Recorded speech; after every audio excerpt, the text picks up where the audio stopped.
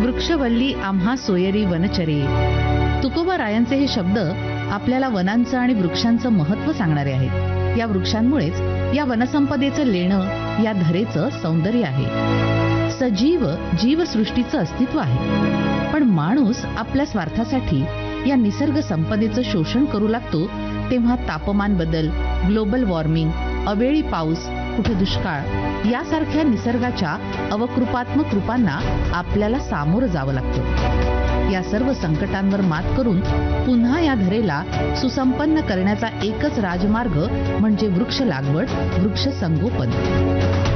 आणि हे कार्य अविरत करून या धरेला हिरवा शालू पांघरण्याचं कार्य करतं तो राज्याचा वन विभाग. महाराष्ट्राच्या स्थापनेपासूनच महाराष्ट्र वन विभागानं या धरेचं जतन संवर्धनाचे प्रयत्न अविरत करून महाराष्ट्राला हिरवाईनं नटवण्याचे प्रयत्न केले.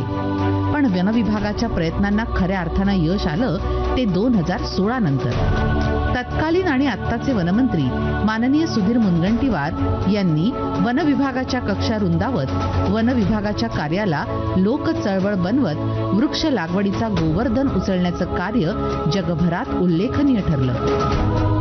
हरित महाराष्ट्राचा ध्यास घेऊन महाराष्ट्र राज्यात वन आच्छादन तसंच वृक्ष आच्छादन 33% नेण्यासाठी 2016 ते 2019 या कालावधीत एक मोठी चळवळ उभारत 50 कोटी वृक्ष लागवडीचं शिवधनुष्य लीलया पेललं. या वृक्ष लागवड चळवळीत वर्ष 2016 मध्ये 2 कोटी, 2017 मध्ये 4 कोटी, 2018 मध्ये 13 कोटी आणि 2019 मध्ये 33 कोटींचा संकल्प अपेक्षेपेक्षा जास्त पूर्ण करत 50 कोटी वृक्ष लागवडींचं उद्दिष्ट लोकसहभागातून यशस्वी करण्यात माननीय सुधीर मुनगंटीवार यांचं नेतृत्व आणि वन विभागाचे भरभक्कम प्रयत्न आणि लोकसहभाग कारणीभूत ठरले. देशातील वनक्षेत्र वृक्ष आच्छादनाबाबत उपग्रहाद्वारे घेतलेल्या छायाचित्रांवरून फॉरेस्ट सर्व्हे ऑफ इंडियाचे दर 2 वर्षांनी वनस्थिती अहवाल जाहीर करण्यात येतात. 2021 अहवालानुसार वृक्ष आच्छादन सुमारे 1,30,000 हेक्टरची घसघशीत वाढ, वन आच्छादनात 2,000 हेक्टरची, कांदळ वनक्षेत्रात 400 हेक्टरची आणि घनदाट वनात 1,300 हेक्टरची, वन आच्छादनात 1,700 हेक्टरची वाढ नोंदवत महाराष्ट्र देशभरात अग्रणी आहे ही अभिमानाची बाब आहे.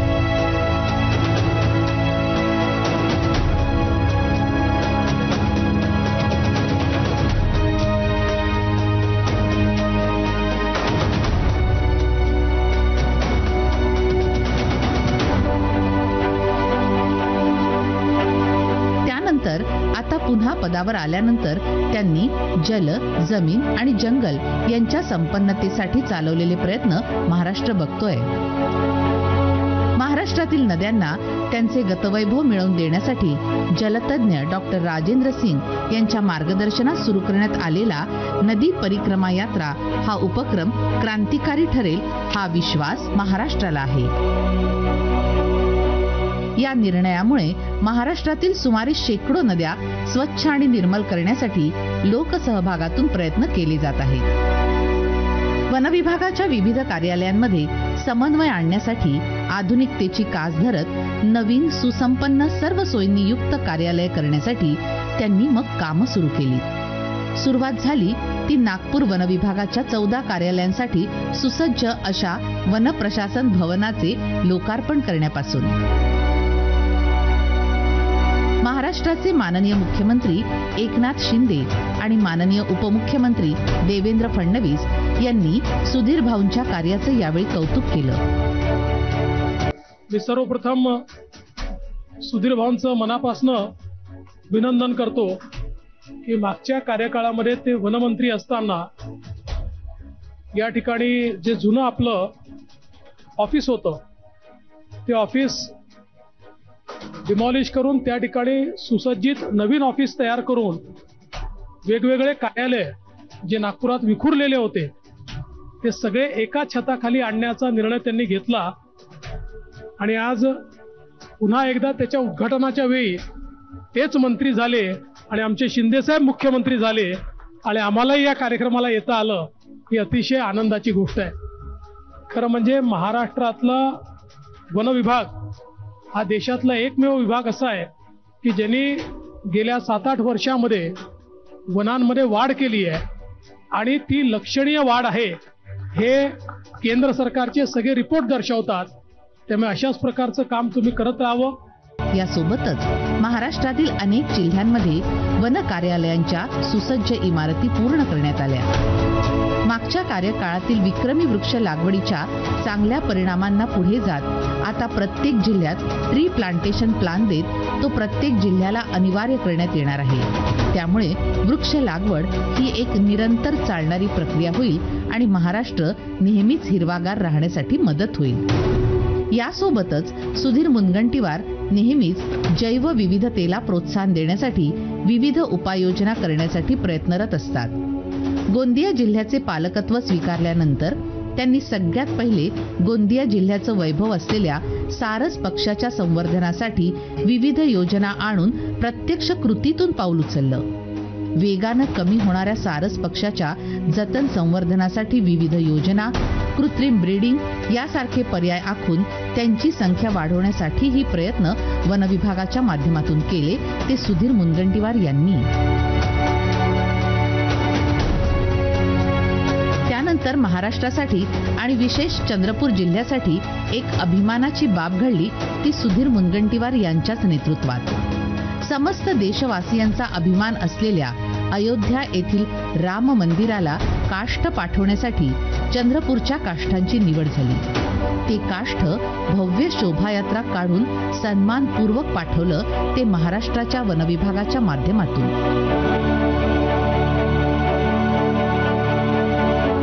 ये मेरे लिए आपके लिए सौभाग्य की बात है. मैं खुद कार सेवा में गया था. 6 दिसंबर को सौगंध राम की खाते हैं, मंदिर वही बनाएंगे, ये नारा हमने दिया था. और आज मैं काष्ठ भेज रहा हूँ.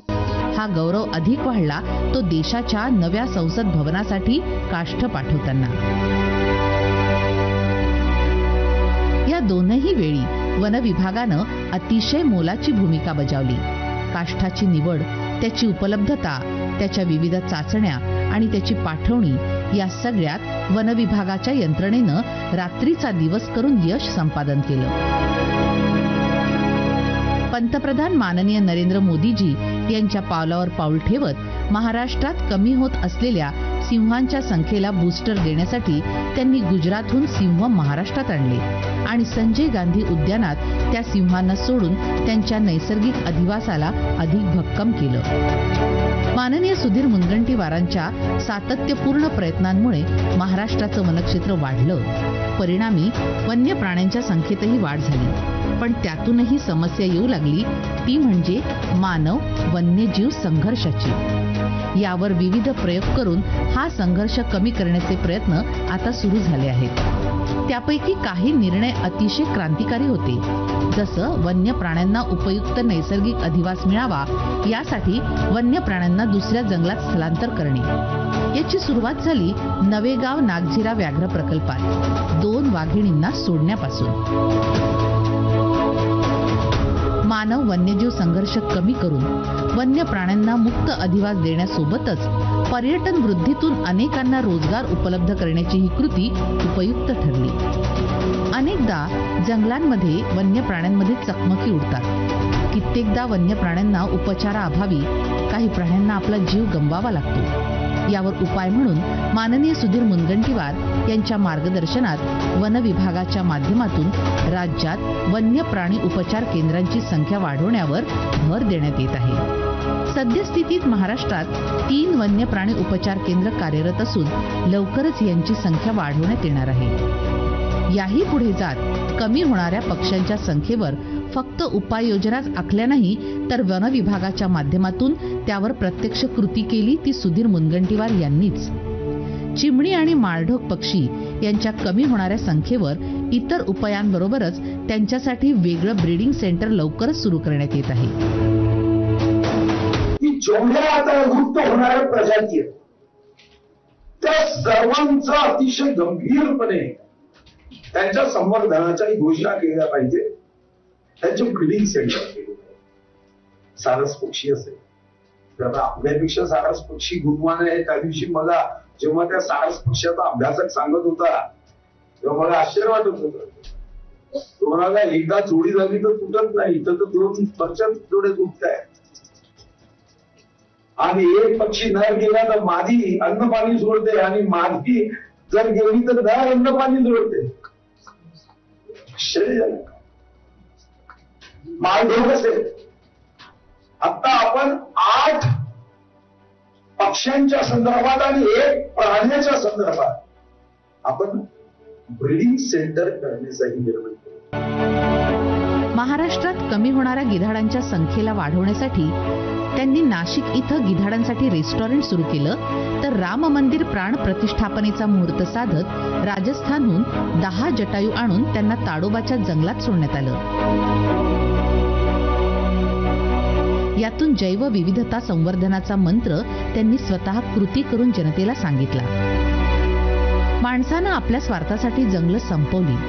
परिणाम मानवी वस्त्यांवर वन्य प्राण्यांचे हल्ले.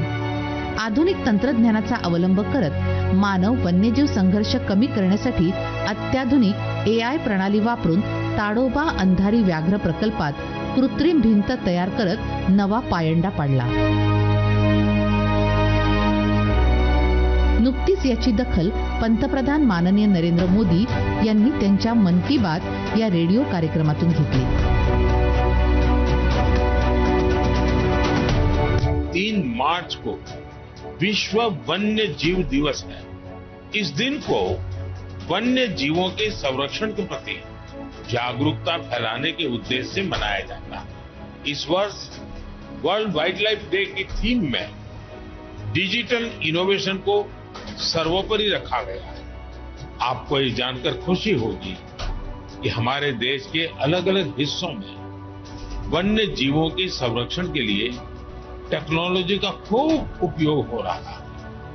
पिछले कुछ वर्षों में सरकार के प्रयासों से देश में बाघों की संख्या बढ़ी है. महाराष्ट्र के चंद्रपुर के टाइगर रिजर्व में बाघों की संख्या 250 से ज्यादा हो गई है. चंद्रपुर जिले में इंसान और बाघों के संघर्ष को कम करने के लिए आर्टिफिशियल इंटेलिजेंस की मदद ली जा रही है.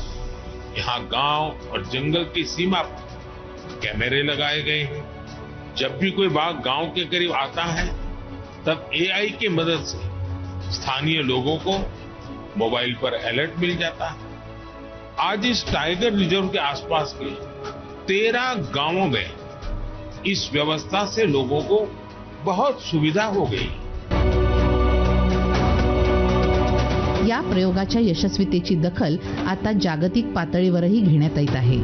या उपरही मानव वन्यजीव संघर्षाच्या घटना घडल्यास मिळणाऱ्या मदतीची रक्कम वाढवून अनेकांना दिलासा दिला.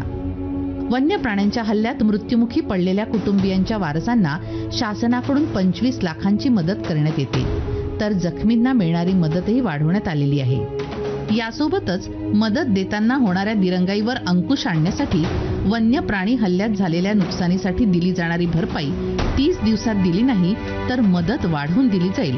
तसंच दोषींवर कडक कारवाईचा कायदा करण्यासाठीही त्यांनी पुढाकार घेतला. जेव्हा मी वनमंत्री झालो तेव्हा 16 जानेवारी 2015ला ही मदत 8 लाख केली. 11 जुलै 2018ला 10 लाख केली. 28 नोव्हेंबर 2018 15 लाख केली आणि 23 ऑगस्ट 2022ला ही 20 लाख केली. आणि आता माझ्याकडे 25 लाखाची फाईल तयार आहे, जी सन्माननीय अजितदादांशी मी चर्चा केली की यामध्येही आपण वाढ केली पाहिजे. आता ही फाईल लक्षवेधी संपल्याबरोबर त्यांच्या सहीसाठी मी सादर करतो. 30 दिवसाच्या आत जर यामधली नुकसान भरपाई दिली नाही तर 30 दिवसानंतर व्याज देण्याची तरतूद या कायद्यामध्ये आहे. यासोबतच आता वन्य प्राण्यांमुळे शेतीचं आणि फळबागांचं नुकसान टाळण्यासाठीही वन विभागानं अनेक उपाययोजना करून शेतकऱ्यांप्रती आपली संवेदनशीलता जपली. शेतीचं होणारं नुकसान भरून काढण्यासाठी योग्य नुकसान भरपाईही वन विभागातर्फे देण्यात येते. वन नजीकच्या शेतकऱ्यांना वन्य प्राण्यांपासून संरक्षणासाठी 1 लाख शेतकऱ्यांच्या शेताला कुंपणाची सोय करण्याचा निर्णय शासनाच्या माध्यमातून करण्यात येईल अशी घोषणाही त्यांनी नुकतीच विधानसभेत केली. पहिल्या टप्प्यामध्ये 1 लाखाच्या आसपास शेतकऱ्यांना बंद. आता त्यावर प्रत्यक्ष अंमलबजावणीलाही सुरुवात झालेली आहे. वन विभागाच्या कामामध्ये अधिक सुसूत्रता आणण्यासाठी वन अधिकारी आणि कर्मचाऱ्यांच्या रिक्त पदांना भरण्यासाठी आता वनमंत्री सुधीर मुनगंटीवार यांच्या पुढाकारात जोरकस प्रयत्न सुरू केले. वन विभागात रेकॉर्ड ब्रेक पदभरती करण्यासाठी आता त्यांच्या मार्गदर्शनात कार्यवाहीही वेगानं सुरू झालेली आहे. वन विभागात कार्य करणाऱ्या वनरक्षक आणि इतर कर्मचाऱ्यांच्या कार्यात आधुनिकता आणण्यासाठी त्यांना नवीन वाहनं, आधुनिक उपकरणं, साहित्य यांचा पुरवठा करण्यावर भर दिला. तसंच वनांची संख्या वाढ आणि असलेल्या वनांच्या संरक्षण संवर्धनासाठीही विविध योजना करत वन विभागात नवीन ऊर्जा संचारली ती सुधीरभाऊ मुनगंटीवारांनीच. नेतृत्व कल्पक असलं की त्यांच्या मार्गदर्शनात काम करणारी यंत्रणा अधिक सक्षम आणि पूर्ण शक्तीनं काम करते असं चित्र नेहमी दिसतं. या उक्तीचा प्रत्यय येतो तो वन विभागाकडे बघितल्यावर. शेतकऱ्यांना वनशेतीसाठी प्रवृत्त करत आता कमी मेहनतीत जास्त उत्पादनासाठी प्रेरित करून अनेकांच्या हातांना काम आणि पायांना गती दिली ती वन विभागानं. महात्मा गांधी राष्ट्रीय रोजगार योजनेसोबत सामाजिक वनीकरण विभागाच्या माध्यमातून अनेक शेतकऱ्यांच्या बांधांवर किंवा शेतात वनशेतीचा प्रयोग यशस्वी करत वनक्षेत्र वाढीबरोबरच शेतकऱ्यांनाही जास्त लाभ देण्याची योजना लाभकारी ठरली. बांबू शेती हा एक अनोखा पर्याय देत त्यापासून भरघोस उत्पन्न घेण्यासाठी एकीकडे शेतकऱ्यांना प्रोत्साहित केलं तर दुसरीकडे बांबूवर आधारित उद्योग व्यवसायासाठी कौशल्य प्रशिक्षण देण्यासाठी BRTC आणि भाऊ या संस्थांच्या माध्यमातून अनेक तरुणींना, महिलांना सक्षम केलं.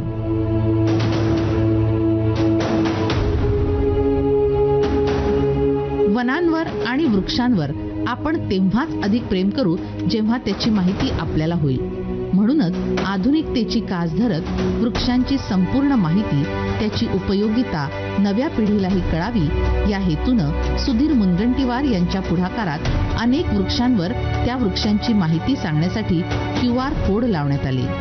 एक नाविन्यपूर्ण उपक्रम वन विभागाच्या अधिकाऱ्यांनी केला तो म्हणजे झाडावर एक QR कोड लावून त्या झाडाची माहिती आपल्या मोबाईलच्या माध्यमातून घेता येईल असा उपक्रम आजपासून सुरू केला. त्याला मी सदिच्छा देतो, शुभकामना देतो. इंडिका स्थानिक नाव कडुनिंब, औषधी उपयोग, यात बुरशीविरोधी गुणधर्म आहेत. यातून अनेक नवतरुणांना अनेक वृक्षांबाबत माहिती मिळून जागरूकता वाढीस लागली.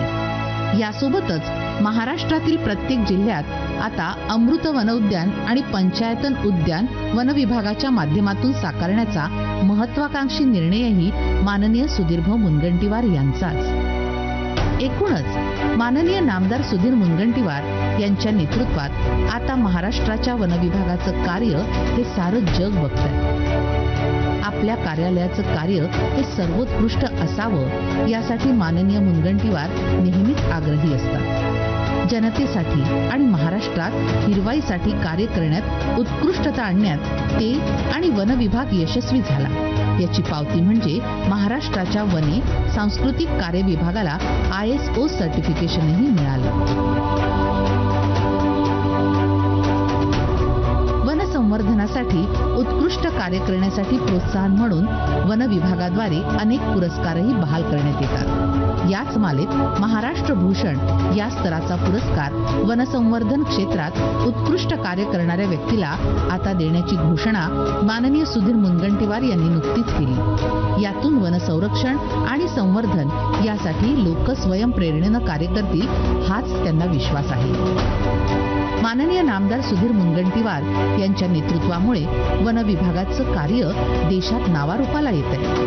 अभूतपूर्व योजना, त्याची यशस्वीता लक्षात घेत देशातील इतर राज्य आपली वाटचाल निश्चित करतात. अशा या महाराष्ट्राच्या वन विभागाची ही उत्कर्ष गाथा ही अनेकांना त्यांच्या वाटा प्रशस्त करण्याची प्रेरणा देतच राहील हे निश्चित.